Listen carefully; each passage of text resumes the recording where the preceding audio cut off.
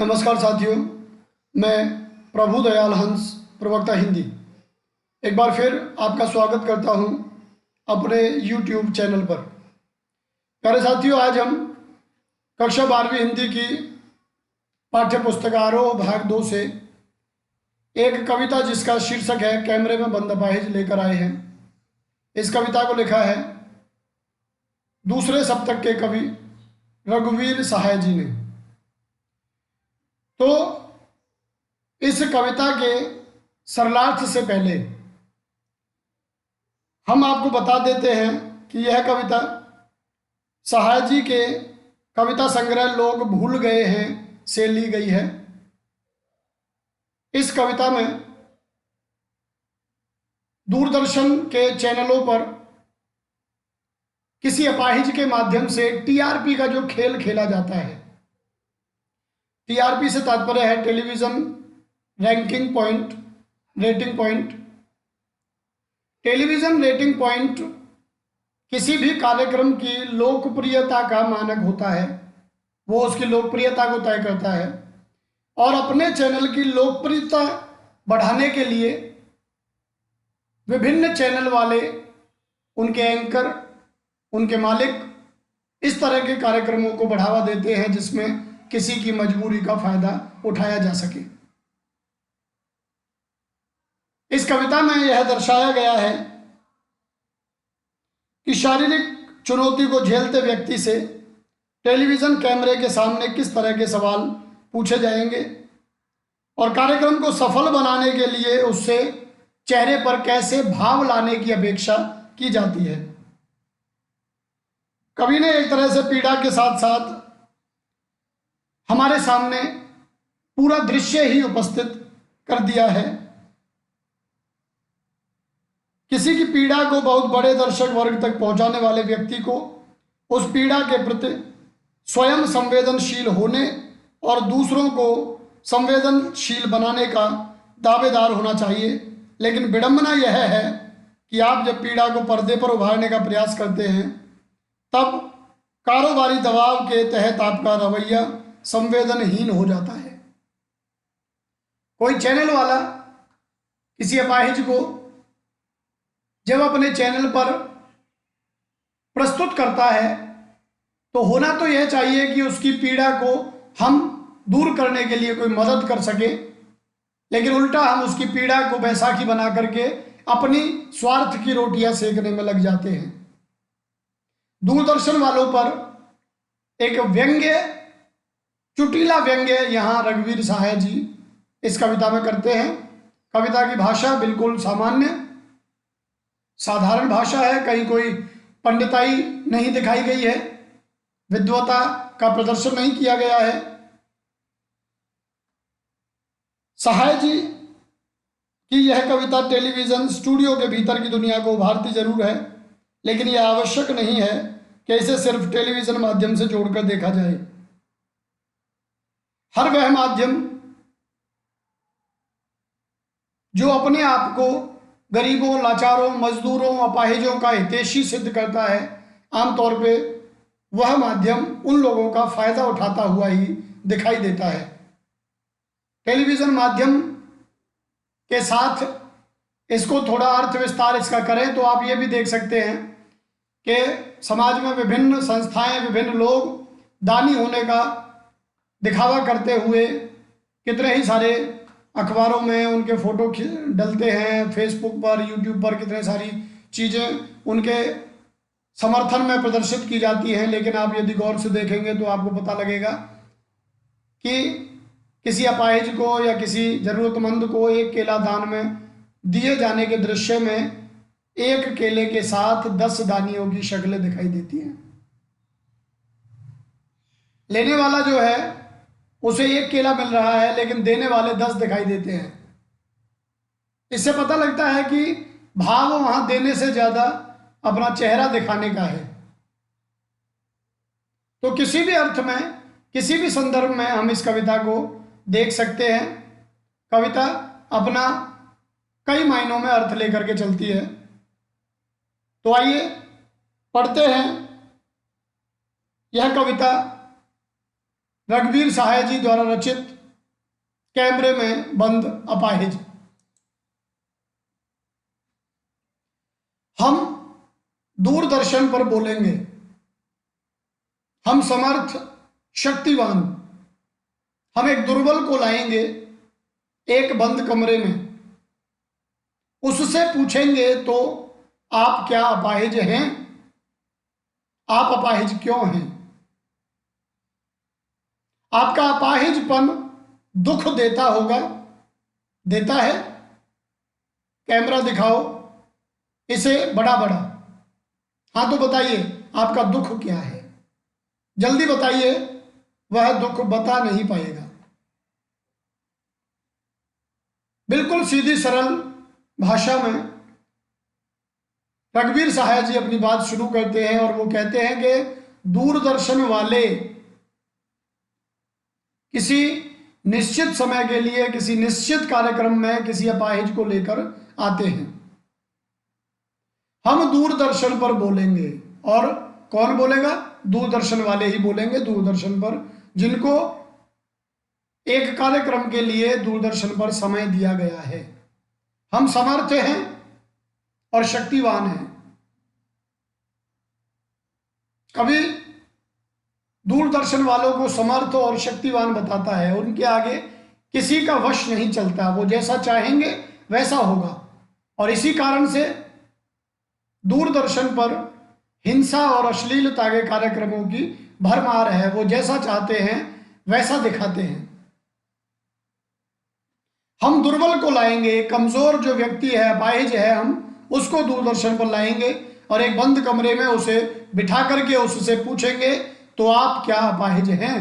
अगर अपाहिज को जब ये इस तरह के अटपटे प्रश्न पूछे जाएंगे तो निसंदेह यह एक दुख की बात है, एक विडंबना की बात है। एक अपाहिज को जो हमें दिख रहा है कि हाँ अपाहिज है, उससे पूछा जाएगा कि क्या आप अपाहिज हैं? आप क्यों अपाहिज हैं? यह प्रश्न किया जाएगा, आप क्यों अपाहिज हैं? अब इसका कोई भी अपाहिज क्या जवाब देगा? क्या कहे कि मेरा मन था कि मैं अपाहिज हो जाऊं, कि मुझे अपाहिज होने में बड़ी प्रसन्नता होती है इसलिए अपाहिज हुआ। ऐसे प्रश्न प्रस्तुत किए जाते हैं जिन प्रश्नों से वास्तविकता का कोई लेन देन नहीं होता। वे केवल उस अपाहिज को दुख पहुंचाने के लिए किए जाते हैं। अगला प्रश्न वो करते हैं, आपका अपाहिजपन दुख देता होगा? देता है? उससे पूछते हैं कि क्या ये बताइए, आप अपाहिज हो गए तो क्या आपको इससे दुख पहुंचता है? और वो पूछते हैं बार बार, तो बताइए देता है? आपका दुख क्या है? जल्दी बताइए। और वह अपाहिज जो अपनी पीड़ा से पहले ही पीड़ित है, दुखी है, अपनी अवस्था से लगातार उसमें निराशा भरी हुई है, वह व्यक्ति जब इस तरह के प्रश्नों को सुनता है तो उसके दिल को और कचोट होती है, वह और दुखी होता है और इसलिए वह अपना दुख उन लोगों के समक्ष व्यक्त नहीं कर पाता। सोचिए, बताइए आपको अपाहिज होकर कैसा लगता है? कैसा यानी कैसा लगता है? हम खुद इशारे से बताएंगे कि क्या ऐसा। सोचिए, बताइए, थोड़ी कोशिश करिए, यह अवसर खो देंगे। आप जानते हैं कि कार्यक्रम रोचक बनाने के वास्ते हम पूछ पूछ कर उसको रुला देंगे। इंतजार करते हैं आप भी उसके रो पड़ने का? करते हैं? यह प्रश्न पूछा नहीं जाएगा। अपाहिज पर अतिरिक्त दबाव डाला जाता है कि सोचिए, बताइए आपको अपाहिज होकर कैसा लगता है। कैसा यानी कैसा लगता है? और फिर उसे खुद इशारे से बताया जाता है कि क्या आपको बहुत दुख होता है? क्या आपको बहुत पीड़ा होती है? क्या आपको लगता है कि दुनिया में सबसे दुखी व्यक्ति आप ही हैं? इस तरह से उसके मन में उस प्रश्न का उत्तर भरने की कोशिश की जाती है। सोचिए, बताइए, थोड़ी कोशिश करिए। यह अवसर खो देंगे कि हमने आपको एक अवसर दिया है, इस मंच पे ला करके, दूरदर्शन पर ला करके हमने आपको एक अवसर दिया है, आप उस अवसर का लाभ नहीं उठाएंगे? एंकर तो ये चाहता है कि जो अपाहिज है वो इस तरह के प्रश्नों को सुन सुन करके और एकदम जोर से दहाड़े मार मार के रोने लगे, अपनी पीड़ा पूरी शिद्दत के साथ व्यक्त करने लगे, ताकि सामने जो लोग उस कार्यक्रम को देख रहे हैं वे भी भावुक हो उठे, उनकी भी आंखों से आंसू बहने लगे। एंकर कहता है कि आप जानते हैं कार्यक्रम रोचक बनाने के वास्ते हम पूछ पूछ कर उसको रुला देंगे और इंतजार करते हैं आप भी उसके रो पड़ने का। कि इस पूरी प्रक्रिया में केवल एंकर ही शामिल नहीं होता, सामने बैठा जो दर्शक है वो भी यह इंतजार करता है कि यह अपाहिज कब रोए, और वो रोएगा तो दर्शक की भी आत्मा को संतुष्टि मिलेगी, उसे भी ये लगेगा कि अरे कार्यक्रम बहुत अच्छा था। जब कैमरा उसकी आंखों को बड़ा बड़ा करके दिखाएगा, उसकी आंखों में कहीं झलकता कोई अश्रु दिखाई देगा, तो दर्शक उसे बड़े गौर से देखते हैं, उसके रोने को महसूस करना चाहते हैं। तो यह प्रक्रिया जिसमें दर्शक का भाग कुछ कम है और एंकर का भाग कुछ ज्यादा है, दूरदर्शन वाले ज्यादा क्रूरता से उस अपाहिज के साथ पेश आते हैं। फिर हम पर्दे पर दिखलाएंगे फूली हुई आंख की एक बड़ी तस्वीर, बहुत बड़ी तस्वीर, और उसके होठों पर एक कसमसाहट भी। आशा है आप उसे उसकी अपंगता की पीड़ा मानेंगे। हम ये प्रश्न पूछते रहेंगे, हम से तात्पर्य है दूरदर्शन वाले, टेलीविजन वाले, और फिर हम पर्दे पर दिखलाएंगे फूली हुई आंख की एक बड़ी तस्वीर। फूली हुई आंख से तात्पर्य क्या है? उन प्रश्नों को सुन सुन करके अपाहिज के दिल में पीड़ा पैदा हुई, उसकी आंखों से आंसू छलकने को तैयार हैं, और इस पूरी प्रक्रिया में वह अपने आंसू रोकना चाहता है, और इस कोशिश में उसकी आंखें सूज जाती हैं, फूली हुई सी महसूस होती हैं, और दूरदर्शन वाले प्रयास करते हैं कि कैमरा सीधा उसकी आंखों पे लगा दिया जाए, उनको बड़ा बड़ा चित्र के रूप में दर्शकों के सामने दिखाया जाए। उसके होठों पर एक कसमसाहट भी है, एक बेचैनी है, वह बार बार होठों को इधर से उधर फड़काता है। उन होठों की बेचैनी भी दर्शकों को दिखाई जाए, ताकि दर्शक ये मान सके कि ये फूली हुई आंख और कसमसाते हुए होठ इसकी पीड़ा को व्यक्त करते हैं। एक और कोशिश, दर्शक धीरज रखिए, देखिए हमें दोनों एक संग रुलाने हैं, आप और वह दोनों। कैमरा बस करो, नहीं हुआ रहने दो, पर्दे पर वक्त की कीमत है, अब मुस्कुराएंगे हम। आप देख रहे थे सामाजिक उद्देश्य से युक्त कार्यक्रम, बस थोड़ी ही कसर रह गई। धन्यवाद। एक और कोशिश, दर्शकों धीरज रखिए, आपको अपाहिज के रोने का इंतजार है और हमें आप दोनों के रोने का इंतजार है। देखिए हमें दोनों एक संग रुलाने हैं। अपाहिज की आंखों में आंसू आएंगे तो उसे देखकर दर्शक की भी आंखों में आंसू आने चाहिए, तब जाकर के हमारा कार्यक्रम सफल होगा। आप और वह दोनों, कैमरा बस करो, नहीं हुआ रहने दो, पर्दे पर वक्त की कीमत है। किसी भी कार्यक्रम को टेलीविजन पे लाया जाता है तो उसके लिए एक वक्त निर्धारित किया जाता है, इतना आपके पास टाइम है, उसमें आप इतनी ऐड दिखा सकते हैं, इतना कार्यक्रम दिखाएंगे, और जैसे ही ये वक्त समाप्त होगा आपको अपना कार्यक्रम समाप्त करना पड़ेगा।